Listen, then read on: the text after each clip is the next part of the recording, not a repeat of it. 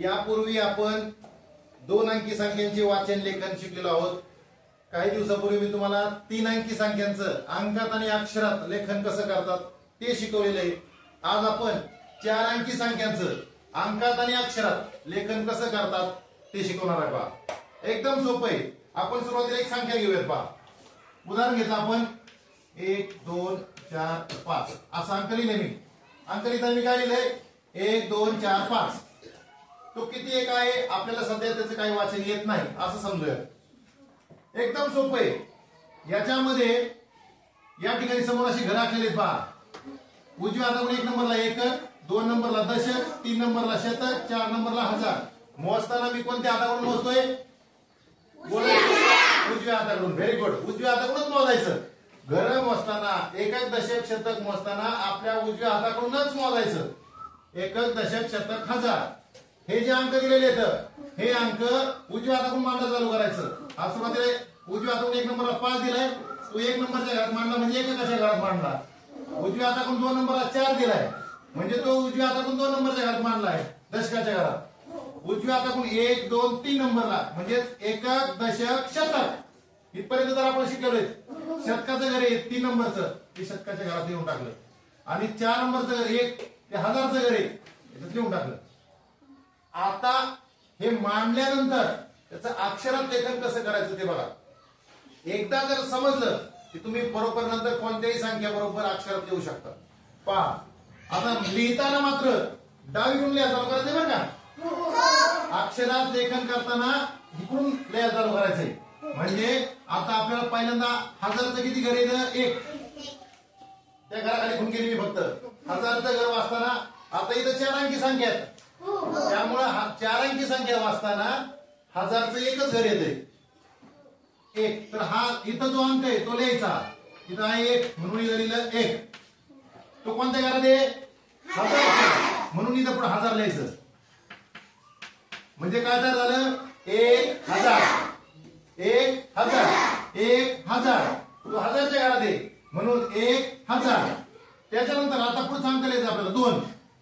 याला अंक आधी अक्षरात लिहायचं त्याला 2। तो कोणत्या घरात आहे?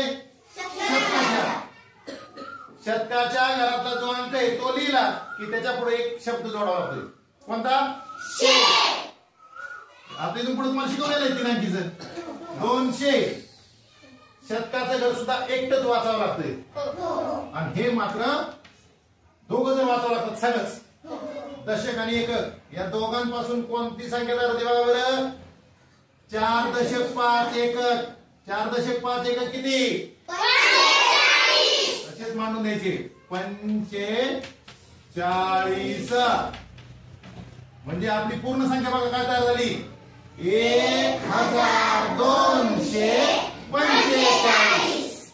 त्यासाठी काय करायचंय? सुरुवातीला अंकातली संख्या या पद्धतीने अशी एकक दशक शतक हजार मध्ये मांडायची आणि त्याला प्रत्येकाला हजारला 1000 जोडायचा आहे, शतकाच्या घरात त्याला 100 जोडायचा आहे आणि शेवटचे दोघं जण संगत लिहायचे। शेवटच्या दोघांपासून जी संख्या तयार होती ती एकटी लिहायची। आता आपण दुसऱ्या गणित पाहूयात। चला, कोण सांगतं? एक जण सांगा, कोणतरी सांगायचं उठा। 1 8 4 2। शाबास। आता विरांची संख्या सांगितली पहा 1 8 4 2। या 4 अंकापासून कोणती संख्या तयार होती सर ते मला सांगा। काय अडचण नाही। आता पहा, आपण शिकलोय उजव्या हाताकडून लिहायला चालू करायचंय। उजव्या हाताकडून 1 नंबर सांगते 1 नंबरच्या घरात लिहायचं म्हणजे एककाच्या घरात लिहिला आपण 2। 2 नंबरचा अंक आहे 4 तो 2 नंबरच्या घरात म्हणजे दशकाच्या घरात 4। 3 नंबरचा अंक आहे शतक तो इथं शतकाच्या घरात 8 आणि 4 नंबरचा अंक आहे 1 तो 4 नंबरच्या घरात म्हणजे हजारच्या घरात 1। आता आपण ज्या त्या घरामध्ये जे ते अंक लिहिलेले आहेत आता आपल्याला काय करायचंय? सुरुवातीला लिहिताना मात्र इकडून लिहायचं बरं का। संख्या वाचताना लिहिताना मात्र संख्येच्या डावीकडून वाचन चालू करायचं। इकडून आपल्या सोयीसाठी आपण इकडून लिहितोय पण वाचताना अशी वाचायची नाही 5 एकक 4 दशक असं नाही वाचायचं। वाचताना मात्र ती डाव्या हाताकडून वाचायला लागते। आता पहा, सुरुवातीला सगळ्या डावीकडे घर हजारचं आहे 1। आपण त्या घरात 1000 घ्या म्हणून आपण लिहूयात 1 आणि तो ज्या घरात आहे ते पुढे लिहायचंय 1000 1000। कळलं? लिहिणार मी? सांगा पटकन. 8 लिहायचा आहे 8. कारण आता हे घर लिहायचं आपल्याला 8. तो कोणत्या घरात आहे? म्हणून 8च्या पुढे काय लिहायचं? म्हणजे आपले संख्या झाले 800. आणि शेवटचे दोघं जण संगत वाचायचे. 4.2 किती?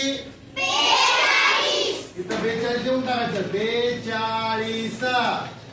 4.2 42. आपली पूर्ण संख्या काय झाली बघा? 1842. 1842. आलं लक्षात? अंकामध्ये ती 1842 आणि अक्षरामध्ये ती 1842. येतं लक्षात? या पद्धतीने तुम्ही सराव केला की तुम्हाला हे आणखी चांगलं समजणार. ओके.